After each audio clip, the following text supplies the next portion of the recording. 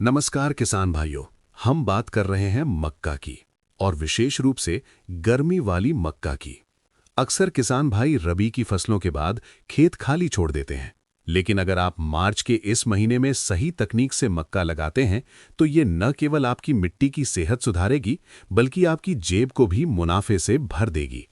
आज की इस विस्तृत ऑडियो सीरीज में हम बीज के चुनाव से लेकर खाद प्रबंधन, सिंचाई और कीट नियंत्रण की उस गहराई तक जाएंगे जिसे आमतौर पर लोग नजरअंदाज कर देते हैं। तो चलिए शुरू करते हैं मक्का की खेती का ये सफर। अध्याय 1, समय और जलवायु का गणित। मक्का मूल रूप से एक गर्म मौसम की फसल है, लेकिन गर्मी वाली मक्का के साथ सबसे बड़ी चुनौती होती है तापमान का उतार चढ़ाव। बुआई का सही समय। मार्च का पहला पखवाड़ा सबसे उत्तम है। अगर आप 20 मार्च के बाद जाते हैं तो फसल पकते समय मॉनसून की बारिश में फंस सकती है, जिससे दानों की क्वालिटी खराब हो जाती है। तापमान की भूमिका। मक्का के अंकुरण के लिए 18 डिग्री सेल्सियस से 25 डिग्री सेल्सियस का तापमान चाहिए, लेकिन जब फसल बड़ी होती है तो ये 35 से 40 डिग्री सेल्सियस तक का तापमान सह लेती है। ध्यान रखने वाली बात यह है कि परागण के समय अगर तापमान 40 डिग्री सेल्सियस से ऊपर चला गया तो दाने कम बनते हैं, इसीलिए अगैती बुआई जरूरी है। अध्याय 2, मिट्टी का चयन और खेत की तैयारी। किसान भाइयों, मक्का की जड़ें काफी गहरी जाती हैं और इसे ऑक्सीजन की बहुत जरूरत होती है। मिट्टी का प्रकार। दोमट या भारी दोमट मिट्टी जिसमें जल निकासी की अच्छी व्यवस्था हो सबसे अच्छी मानी जाती है। जल भराव वाली मिट्टी में मक्का दम तोड़ देती है। तैयारी का तरीका। सबसे पहले एक गहरी जुताई मिट्टी पलटने वाले हल यानी एमबी प्लाव से करें। इसके बाद 2-3 बार कल्टीवेटर चलाएं। विशेष नुस्खा। आखिरी जुताई से पहले 5 से 8 टन अच्छी सड़ी हुई गोबर की खाद जरूर डालें। अगर गोबर की खाद नहीं है तो प्रति एकड़ 2 बैग सिंगल सुपर फॉस्फेट डालें। मिट्टी को जितना भुरभुरा बनाएंगे, जड़ें उतनी ही गहराई तक जाएंगी और पौधा आंधी में गिरेगा नहीं। अध्याय 3, बीजों का चुनाव और बीज उपचार। यहां सबसे ज्यादा किसान गलती करते हैं। गर्मी में केवल उन्हीं हाइब्रिड बीजों का चुनाव करें जो हीट टॉलरेंट हो। टॉप वैरायटी क्षेत्र के अनुसार बदल सकती है, लेकिन प्रमुख नाम है पायनियर 3302, डेकाल्ब 9108 या टाटा धन्या। बीज की मात्रा। 1 एकड़ के लिए 7 से 8 किलोग्राम बीज पर्याप्त है। बीज उपचार। ये सबसे जरूरी स्टेप है। बीज जनित रोगों से बचने के लिए कार्बेंडाजिम या थायरम 2 ग्राम प्रति किलो बीज का प्रयोग करें। साथ ही इमिडाक्लोप्रिड से उपचारित करने पर शुरुआती 20 दिनों तक तना छेदक और अन्य कीटों का हमला नहीं होता। अध्याय 4, बुआई की आधुनिक तकनीक। गहराई का मतलब सिर्फ जानकारी से नहीं, बीज की गहराई से भी है। लाइन से लाइन की दूरी 60 सेंटीमीटर यानी 2 फीट। पौधे से पौधे की दूरी 20 से 25 सेंटीमीटर। बीज की गहराई 3 से 5 सेंटीमीटर। ध्यान रहे, अगर मिट्टी ज्यादा सूखी है तो 5 सेंटीमीटर नीचे डालें, लेकिन इससे ज्यादा गहरा न करें वरना अंकुरण में दिक्कत आएगी। याद रखें किसान भाइयों, अगर आप मेड़ बनाकर बुआई करते हैं तो पानी की बचत भी होगी और मक्का की जड़ें भी ज्यादा मजबूत होंगी। अध्याय 5, उर्वरक प्रबंधन। मक्का एक हंग्री क्रॉप है, इसे भारी मात्रा में पोषक तत्व चाहिए। एक औसत मक्का की फसल को चाहिए नाइट्रोजन 60 से 80 किलो प्रति एकड़, फास्फोरस 30 किलो प्रति एकड़, पोटाश 20 से 25 किलो प्रति एकड़, जिंक 10 किलो जिंक सल्फेट। ये बहुत जरूरी है क्योंकि जिंक की कमी से पत्तियां सफेद पड़ जाती हैं। खाद डालने का शेड्यूल। बुआई के समय आधी नाइट्रोजन, पूरी फास्फोरस, पोटाश और जिंक। टॉप ड्रेसिंग 1, जब पौधा घुटने तक का हो जाए यानी नी हाई स्टेज, तब बची हुई नाइट्रोजन का आधा हिस्सा। टॉप ड्रेसिंग 2, जब भुट्टे में बाल या टैसलिंग आने लगे तब बची हुई नाइट्रोजन का हिस्सा डालें। अध्याय 6, सिंचाई प्रबंधन। जल ही जीवन और पैदावार भी। किसान भाइयों, गर्मी वाली मक्का की सफलता की असली चाबी पानी के मैनेजमेंट में छिपी है। रबी की मक्का और खरीफ की मक्का के मुकाबले जायद यानी गर्मी वाली मक्का को प्यास ज्यादा लगती है क्योंकि हवा में नमी कम और तापमान ज्यादा होता है। संवेदनशील अवस्थाएं। मक्का में 3 समय ऐसे होते हैं जब उसे पानी की सख्त जरूरत होती है। अगर इन समयों पर चूक हुई तो पैदावार 40% तक गिर सकती है। घुटने तक की अवस्था। बुआई के 25 से 30 दिन बाद। नर मंजनी निकलना, जब पौधे के ऊपर बाल या फूल आने लगें। भुट्टे में दाना भरना, मिल्क या डो स्टेज, ये सबसे महत्वपूर्ण है। सिंचाई का समय, मार्च अप्रैल की तपती दोपहर में सिंचाई कभी न करें, इससे थर्मल शॉक लग सकता है और जड़ें कमजोर हो सकती हैं। हमेशा देर शाम या अली सुबह ही पानी दें। अंतराल, भारी मिट्टी में 10 से 12 दिन और रेतीली मिट्टी में 7 से 8 दिन के अंतराल पर सिंचाई करें। सावधानी, मक्का को पानी चाहिए पर जल भराव नहीं। अगर पानी खेत में रुक गया तो तना सड़न समस्या आ सकती है। अध्याय 7, खरपतवार नियंत्रण, बिन बुलाए मेहमानों की विदाई। अक्सर हम खाद तो फसल को देते हैं, लेकिन उसे खा जाते हैं खरपतवार। मक्का की फसल शुरुआती 30 से 40 दिनों में खरपतवारों के प्रति बहुत संवेदनशील होती है। रासायनिक समाधान, प्री एमर्जेंस, बुआई के तुरंत बाद और अंकुरण से पहले 48 घंटे के भीतर एट्रोजीन 50% WP 500 ग्राम प्रति एकड़ 200 लीटर पानी में मिलाकर स्प्रे करें। ये चौड़ी और संकरी पत्ती वाले घास को उगने ही नहीं देगा। खड़ी फसल में पोस्ट एमर्जेंस, अगर फसल 20 से 25 दिन की हो गई है और घास उग आई है तो टोप्रामेजोन या टेम्बोट्रायोन का इस्तेमाल तकनीकी सलाह के अनुसार करें। देसी तरीका, अगर संभव हो तो एक बार होइंग या निराई गुड़ाई जरूर करें। इससे मिट्टी में हवा का संचार बढ़ता है और जड़ें गहराई तक जाती हैं।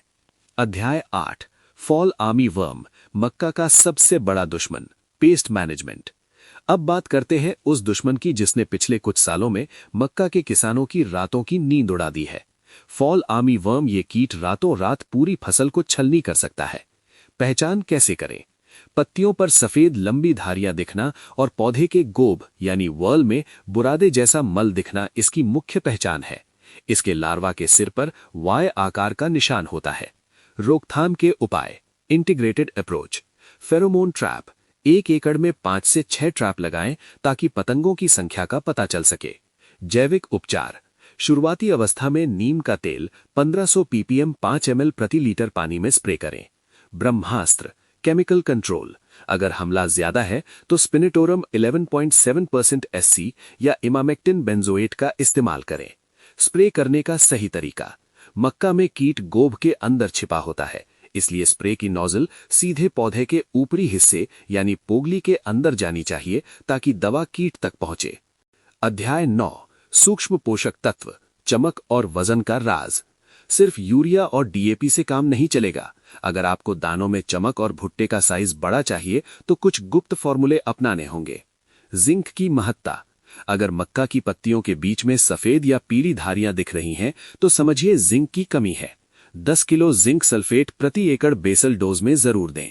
बोरॉन का जादू, दानों की भराव के लिए बोरॉन 20% का 1 ग्राम प्रति लीटर पानी में स्प्रे तब करें जब भुट्टे निकलना शुरू हों। इससे दाने अंत तक भरते हैं और भुट्टा खाली नहीं रहता। अध्याय 10, अंतर्वर्ती खेती यानी इंटरक्रॉपिंग, एक साथ 2 मुनाफे। अगर आप मक्का की 2 लाइनों के बीच में खाली जगह का इस्तेमाल करना चाहते हैं तो गर्मी वाली मूंग या उड़द की 2 लाइनें लगा सकते हैं। इससे मक्का को प्राकृतिक नाइट्रोजन मिलेगी और आपको एक अतिरिक्त फसल का बोनस भी। अध्याय 11, लू और तपती गर्मी से सुरक्षा। किसान भाइयों, अप्रैल और मई के महीने में चलने वाली गर्म पछुआ हवाएं, जिन्हें हम लू कहते हैं, मक्का के लिए सबसे बड़ी चुनौती है। विशेष रूप से जब मक्का में सिल्किंग यानी भुट्टे के बाल निकलना और पॉलिनेशन यानी परागण हो रहा हो। तापमान का असर, यदि तापमान 40 डिग्री सेल्सियस के पार चला जाता है तो मक्का के परागकण सूख सकते हैं। इससे भुट्टे में दाने नहीं बनते या बहुत कम बनते हैं, जिसे हम गैपिंग कहते हैं। बचाव का तरीका, 1, नमी बनाए रखें। इस दौरान खेत में हल्की सिंचाई लगातार करें। वाष्पीकरण से खेत का तापमान आसपास के वातावरण से 2 से 3 डिग्री कम रहता है। पोटाश का स्प्रे, बुआई के 50 से 60 दिन बाद 1 किलो NPK 0050 को 200 लीटर पानी में घोलकर स्प्रे करें। पोटाश पौधे की कोशिकाओं को गर्मी सहने की शक्ति प्रदान करता है। बोरॉन की भूमिका, इस समय 20% वाले बोरॉन का छिड़काव परागण की प्रक्रिया को सफल बनाने में मदद करता है। अध्याय 12, साइलेज, हरे चारे का नोट छापने वाला बिजनेस। अगर आप दाने पकने का इंतजार नहीं करना चाहते तो मक्का का साइलेज बनाना आपके लिए सबसे बड़ा मुनाफा हो सकता है। आज के समय में डेयरी फार्म्स को साल भर हरे चारे की जरूरत होती है। सही समय, जब मक्का के दाने मिल्क स्टेज यानी दूध या अवस्था को पार कर डफ स्टेज यानी नाखून दबाने पर दूध ना निकले पर दाना नरम हो, तब फसल काट लें। इसमें नमी लगभग 65 से 70% होनी चाहिए। प्रक्रिया: फसल को मशीन से छोटे टुकड़ों में 2 से 3 सेंटीमीटर में काट लें। इसे गड्ढों या बंकरों में अच्छी तरह दबाकर यानी हवा निकालकर एयर टाइट पैक कर दें।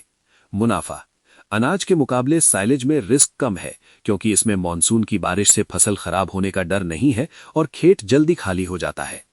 अध्याय 14: कटाई, गढ़ाई और भंडारण। यदि आप दाने के लिए खेती कर रहे हैं तो कटाई में जल्दबाजी न करें, न ही बहुत देरी। पहचान: जब भुट्टे को ढकने वाली पत्तियां हस्क पूरी तरह पीली और सूखी दिखाई देने लगे, दाने के आधार पर एक ब्लैक लेयर यानी काली परत बन जाती है, जो संकेत है कि अब दाने में पोषण पहुंचना बंद हो गया है। सुखाना: कटाई के बाद भुट्टों को धूप में अच्छी तरह सुखाएं। गहाई, थ्रेशिंग तब करें जब दानों में नमी 13 से 14% तक आ जाए। भंडारण: अगर घर में स्टोर कर रहे हैं तो नीम की पत्तियां या ईडीबी एम्प्यूल का प्रयोग करें। ध्यान रहे, नमी 12% से ज्यादा हुई तो एफ्लाटॉक्सिन नाम की फफूंद लग सकती है, जो जहर का काम करती है। अध्याय 14: मार्केटिंग स्ट्रैटेजी। कहां बेचें कि मिले सही दाम। मेहनत खेत में होती है, लेकिन मुनाफा बाजार में तय होता है। सीधा संपर्क: पोल्ट्री फीड, मुर्गी दाना बनाने वाली कंपनियों से सीधा संपर्क करें। मक्का पोल्ट्री फीड का मुख्य हिस्सा है और वे मंडियों से महंगा दाम दे सकती हैं। स्टार्च कंपनियां: औद्योगिक उपयोग के लिए मक्का की बहुत मांग रहती है। वैल्यू एडिशन: अगर संभव हो तो मक्का को साफ और ग्रेडिंग करके बेचें। अच्छे साफ और मोटे दानों का भाव साधारण मक्का से 200-300 रुपए प्रति क्विंटल ज्यादा मिलता है। अध्याय 15: निष्कर्ष और किसान संदेश। तो किसान भाइयों, ये थी गर्मी वाली मक्का की जीरो से हीरो बनने तक की पूरी कहानी। हमने मिट्टी की तैयारी से लेकर बीजों के उपचार, खाद के गणित और कीटों से जंग तक सब कुछ गहराई से समझा। खेती सिर्फ पसीना बहाना नहीं है, यह सही समय पर सही निर्णय लेने का नाम है। अगर आप इस मार्च के महीने में इन वैज्ञानिक तरीकों को अपनाते हैं तो यकीन मानिए, आपकी मक्का की फसल न केवल लहलहाएगी बल्कि आपके जीवन में खुशहाली भी लाएगी। याद रखिएगा, उन्नत खेती, खुशहाल किसान। अगर आपको ये जानकारी समझ आई हो तो इसे अपने अन्य किसान मित्रों के साथ साझा जरूर करें। कृषि जगत की ऐसी ही और भी तकनीकी जानकारियों के साथ हम फिर मिलेंगे। तब तक के लिए राम राम।